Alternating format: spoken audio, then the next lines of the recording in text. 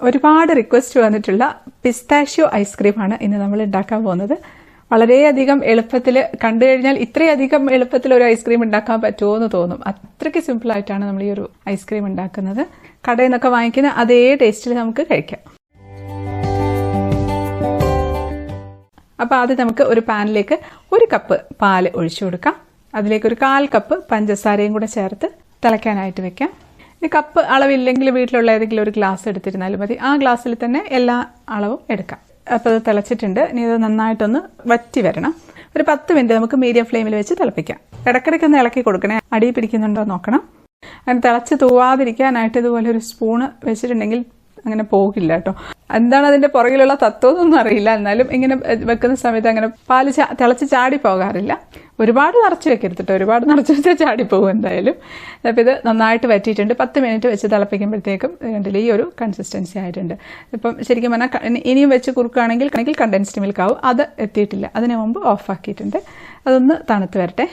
ഇതിലേക്ക് നമുക്കൊരു 1/4 teaspoon vanilla എസൻസും കൂടെ ഒഴിച്ചു കൊടുക്കാം. ഇനി പിസ്താഷ്യോ ഐസ്ക്രീം അല്ലേ, പിസ്ത വേണ്ട. ഒരു 1.5 ടേബിൾ സ്പൂണൊക്കെ പിസ്ത ഒന്ന് ചൂടാക്കി എടുക്കാം. ചൂടാക്കി ഒരുപാടങ്ങ് റോസ്റ്റ് ആവേണ്ട, എന്നാലും കുറച്ച് ചെറുതായിട്ടൊന്ന് റോസ്റ്റാക്കി ഇടുന്ന സമയത്ത് നല്ല ടേസ്റ്റി ആയിരിക്കും.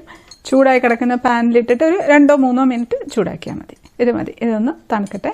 തണുത്തതിന് ശേഷം നമുക്ക് ക്രഷ് ചെയ്തെടുക്കാം. ഇത് നമ്മൾ എടുക്കുന്നത് വിപ്പിംഗ് ക്രീമാണ്. വിപ്പിംഗ് ക്രീം എപ്പോഴും നമ്മൾ ഫ്രിഡ്ജിന്റെ തണുപ്പിലുള്ള വിപ്പിംഗ് ക്രീം വേണം എടുക്കാനായിട്ട്. അത് മാത്രമല്ല എടുക്കുമ്പോൾ നന്നായിട്ട് കുലുക്കിയിട്ട് എടുക്കണേ. അത് നമുക്ക് 1 കപ്പ് എടുക്കാം. ഇത് നമുക്ക് നന്നായിട്ട് വിസ്ക് ചെയ്തെടുക്കാം.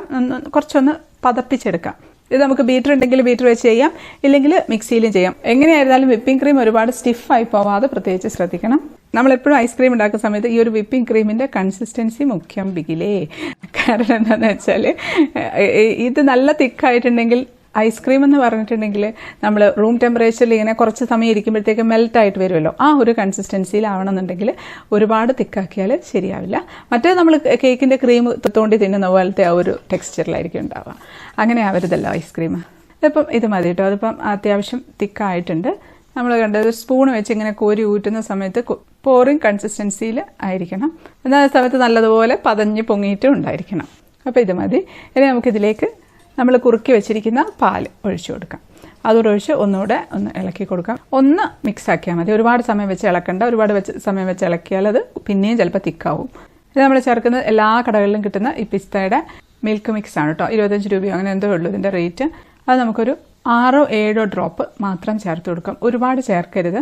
കാരണം എന്ന് വെച്ചാൽ ഇതിൻ്റെ അധികമായി കഴിഞ്ഞിട്ടുണ്ടെങ്കിൽ ഒരു വല്ലാത്തൊരു എസൻസിൻ്റെ കുത്തൽ വരും. അങ്ങനെ വന്നു കഴിഞ്ഞാൽ നമുക്ക് ഐസ്ക്രീം കഴിക്കാൻ ടേസ്റ്റ് ഉണ്ടാവില്ല. ഞാനിപ്പോൾ ഒരു 7 ഡ്രോപ്പാണ് ഒഴിച്ചിട്ടുള്ളത്. എന്നിട്ട് സ്പൂൺ വെച്ചിട്ട് ഒന്ന് ഇളക്കിയാൽ മതി. നന്നായിട്ടൊന്ന് മിക്സ് ആക്കിയാൽ മതി. ഒരുപാട് ഐസ്ക്രീമിൻ്റെ റെസിപ്പി നമ്മുടെ ചിക്കു സ്റ്റൈനിലുണ്ട് കേട്ടോ. ചിക്കു സ്റ്റൈൻ ഐസ്ക്രീം എന്നൊന്ന് യൂട്യൂബിൽ സെർച്ച് ചെയ്ത് നോക്കിയാൽ മതി. ഇനി നമുക്കിതിലേക്ക് റോസ്റ്റ് ചെയ്ത് ക്രഷ് ചെയ്ത് വെച്ച പിസ്താഷ്യോസും കൂടെ ചേർത്ത് കൊടുക്കാം.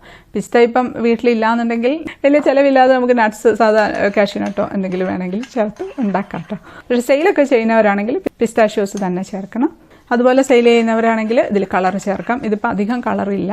ലിക്വിഡ് ഗ്രീൻ കളർ ചേർത്താൽ മതി. ഒരു 2 ഡ്രോപ്പ് ചേർത്തിരുന്നാൽ മതി. ഞാനിപ്പോൾ ചേർക്കുന്നില്ല കേട്ടോ. കളർ ചേർത്താൽ കുറച്ചുകൂടെ കാണാനൊക്കെ ലുക്കൊക്കെ ആയിരിക്കും. പക്ഷേ ഞാൻ ചേർക്കുന്നില്ല.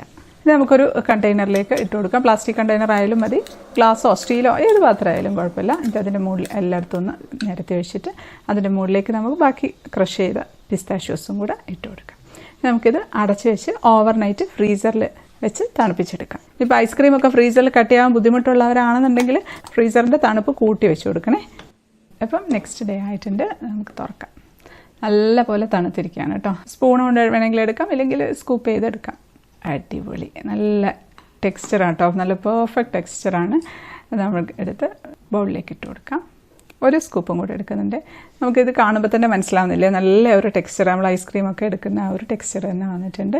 ശരിക്കും പറഞ്ഞാൽ ഈ ഒരു ഐസ്ക്രീമിന് ഒരുപാട് റിക്വസ്റ്റ് വന്നതാട്ടോ. പിന്നെ ഞാൻ മഴയൊക്കെ അല്ലേ, മഴയൊക്കെ പോയിട്ട് ഇടാമെന്ന് വിചാരിച്ചിരിക്കുകയായിരുന്നു. പക്ഷെ വീണ്ടും ഇങ്ങനെ ഡെസ്പറേറ്റ്ലി ചോദിച്ചുകൊണ്ടിരിക്കുന്നത് കണ്ടപ്പോൾ പിന്നെ ഞാൻ അങ്ങ് ഇടാമെന്ന് വിചാരിച്ചതാണ്. അങ്ങനെ ആ റിക്വസ്റ്റിനെ വേറെ പലരും സപ്പോർട്ട് ചെയ്യുന്നുണ്ടായിരുന്നു. അതേപോലെ തന്നെ ഐസ്ക്രീമിൻ്റെ കപ്പിലേക്കും കൂടെ ഇട്ട് കൊടുക്കുകയാണ്. 2 സ്കൂപ്പ് അതിൽ ഇട്ടിട്ടുണ്ട്. ഇതിൻ്റെ മുകളിലേക്ക് നമുക്ക് കുറച്ച് പിസ്താഷ്യോസ് ക്രഷ് ചെയ്ത് ഇട്ട് കൊടുക്കാം. അതുകൊണ്ടല്ലേ ഇരിക്കുമ്പോഴത്തേക്കും മെൽറ്റായിട്ട് വരുന്നുണ്ട്. അതിൻ്റെ മുകളിലൊക്കെ ഇങ്ങനെ ചെറുതായിട്ട് ഇങ്ങനെ മെൽറ്റായിട്ട് വരുന്നുണ്ട്. ഇതുപോലെ ആയിരിക്കട്ടെ ഐസ്ക്രീം. നമുക്ക് ടേസ്റ്റ് ചെയ്ത് നോക്കാം. കഴിക്കട്ടെ.